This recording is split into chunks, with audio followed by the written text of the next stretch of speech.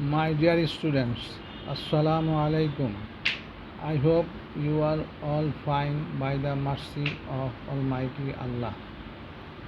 We were reading about the renal biochemistry.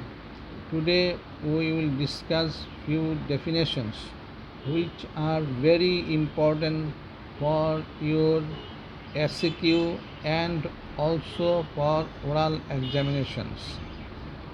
So this you have to understand, plus you have to memorize these definitions.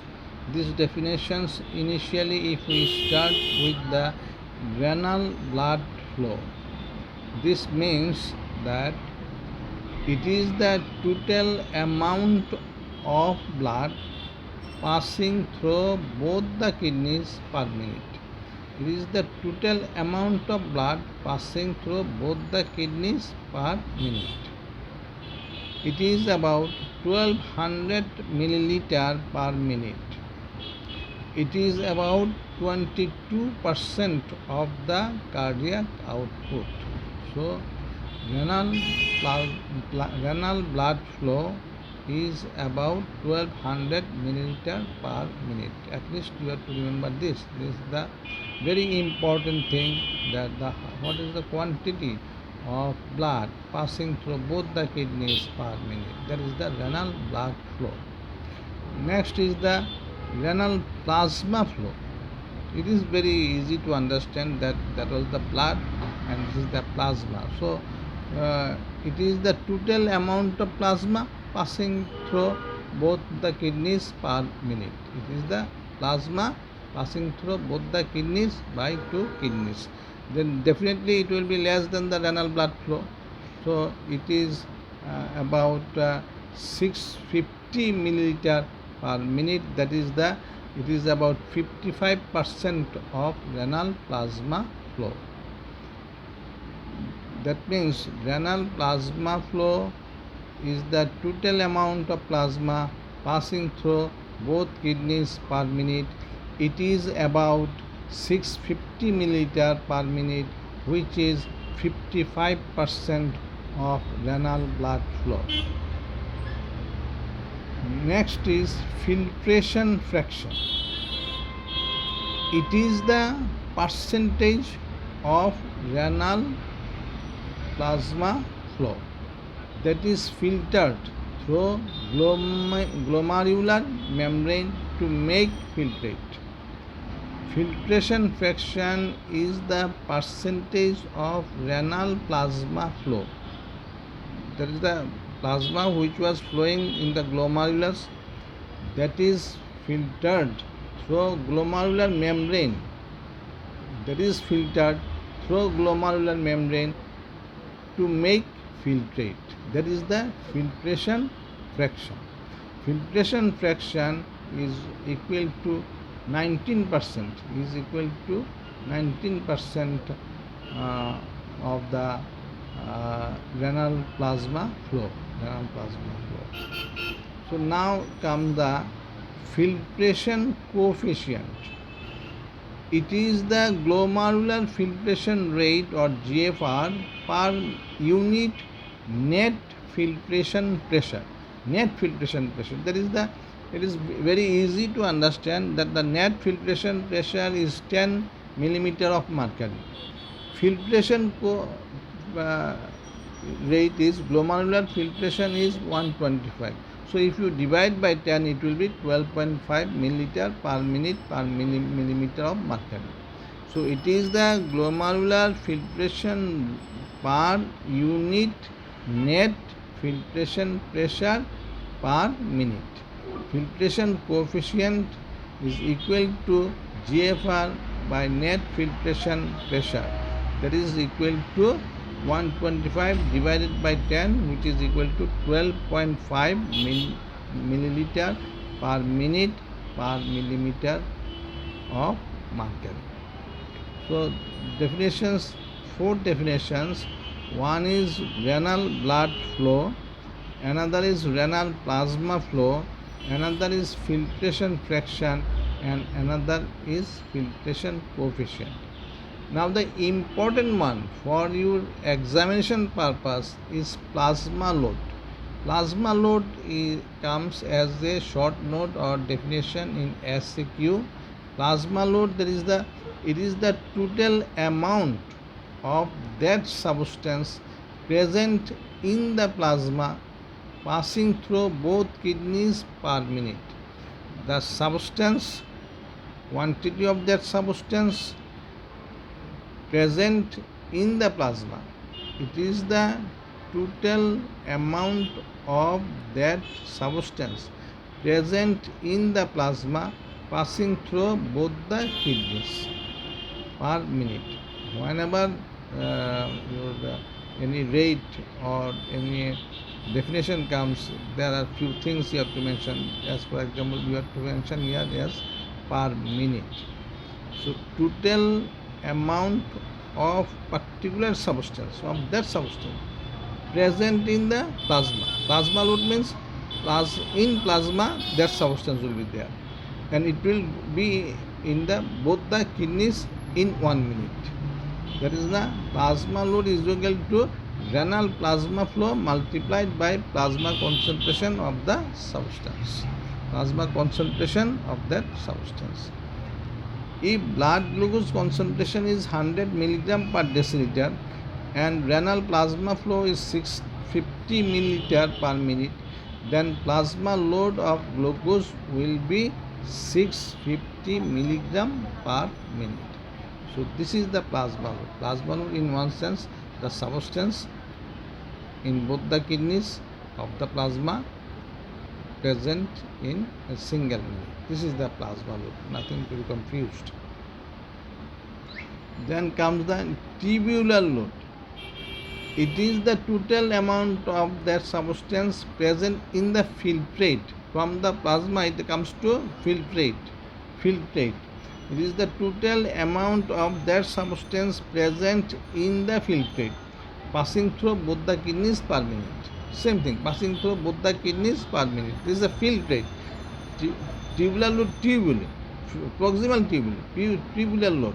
Tubular load, that is the GFR multiplied by plasma concentration of the substance. If blood glucose concentration is 100 milligram per deciliter and GFR is equal to 125 milliliter per minute, then tubular load of glucose will be 125 milligram per minute. That is the GFR is 125 milliliter per minute and glucose is 100 milligram per deciliter. So the tubular load will be of glucose 125 milligram per minute. So these two are important. One is plasma load, another is tubular load. Again another very important, that is the transport maximum. It is the maximum and constant rate at which every actively reabsorbed or secreted substance is transported by renal tubular cells per minute when all nephrons have reached their maximal capacity. I repeat, it is the maximum and constant rate at which actively reabsorbed or secreted substance is transported by renal tubular cells per minute when all nephrons have reached their maximum capacity. Since the active process depends on carrier, so carrier limits the process to a point of maximum due to the saturation of carrier binding with the substances. In short, since the active process depends on carrier, so carrier limits the process. Carrier limits the process to a point of maximum due to saturation of carrier binding with the substances. Substances showing Transport maximum are glucose, amino acid, uric acid, phosphate, protein, and creatinine, and etc. Transport maximum for glucose is 375 milligram per minute in male and 300 milligram in female. I repeat, transport maximum for glucose is 375 milligram per minute in male and 300 milligram per minute in female. For protein is 30 milligram per minute and for creatinine is 16 milligram per minute, and lastly for amino acid it is 1.5 millimole per minute. So transport maximum is the maximum and constant rate at which every actively reabsorbed or secreted substance is transported by the renal tubular cells per minute when all nephrons have reached the maximum capacity. So you have to specifically point wise remember the definition. Not that you have to tell it like this. If you can tell point to point, then also the definition will be accepted. Now come what is renal threshold. It is being often asked in the oral examination. Renal threshold is the plasma concentration of a substance at or below which substance will not appear in urine, but above which substance will appear in urine. It is the plasma concentration of a substance. Plasma concentration is the plasma concentration of a substance at or below which substance will not appear in the urine. At or below which substance will not appear in the urine, but above which substance will appear in urine. Above which substance will appear in urine. So if we summarize, it is the plasma concentration of a substance at or below which the substance will not appear in urine, but above which substance will appear in urine. Renal threshold for glucose is 180 milligram percent. Here, the appearance of glucose in urine occurs before the transport maximum is reached. Now, you have to understand this, because the difference between threshold and transport maximum is that not all nephrons excrete glucose before other nephrons have reached their transport maximum.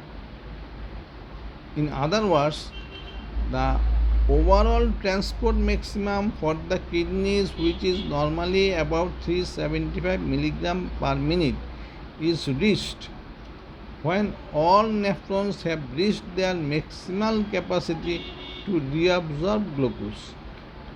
That is when the glucose comes out in the filtrate, it is being excreted, or it is being reabsorbed, or it is being secreted, whatever it happens, but the nephrons are not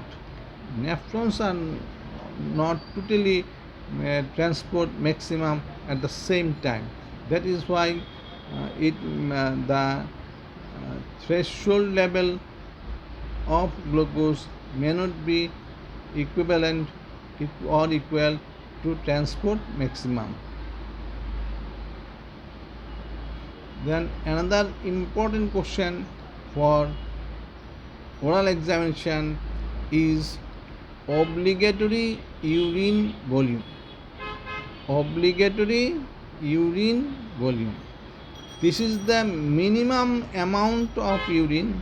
This is the minimum amount of urine that is to be excreted to excrete the metabolic waste products from our body. The metabolic waste products of the day is to be excreted out, and it needs minimum amount of urine is to be excreted, and that is about around 500 milliliter per day.